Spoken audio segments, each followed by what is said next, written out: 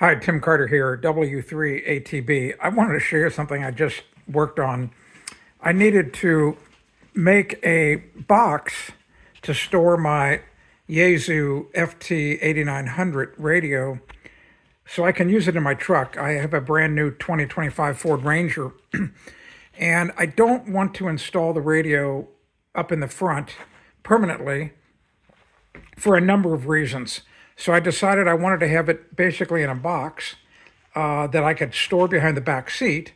And then when I need it, just pull out the box and within a minute I should be on the air. So here's what I did. This is a really neat part storage box that from DeWalt. It's only about 3 3/4 inches high from the underside of the lid down to the bottom, which works out perfectly. I took the radio itself, which is right here, and this Vertex speaker, and mounted it to this piece of plywood. And the works out really well. So you can't move either of these two things. They're solid. I'm going to secure the plywood to the bottom of the case with this Velcro, this Velcro material. And what I did is I took the plywood and I cut the back edge at a 45-degree angle so I can lift it up and, to pull it away from the Velcro should I need to get it out at some point. But the whole point was to make sure that none of this moved at any time. These little parts boxes that came with the storage case, microphone fits perfectly in there. The head works here.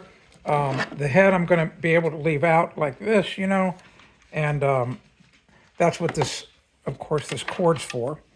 And plug that in, and I'll be able to have the head, near me in the driver's area and on the console to be able to control the radio. All right, so I just wanted to show you that. I thought it was a kind of an interesting solution. You may have a better idea, but once this is all, closed up here, latch it up, and, you're pretty much good to go. Very thin, very small profile, and really, I think, kind of an elegant solution. I'm curious to see what you do. How would you do the same thing?